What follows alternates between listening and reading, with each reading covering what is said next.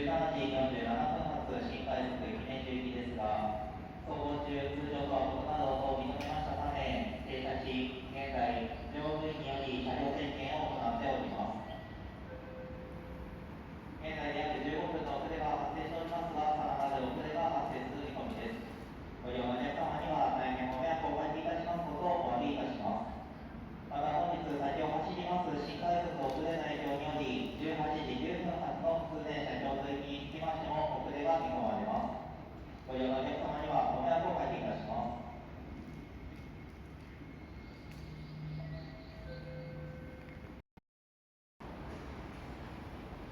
17時47分発新快速姫路行き、現在も博多駅手前に停車し、車両の確認を行っております。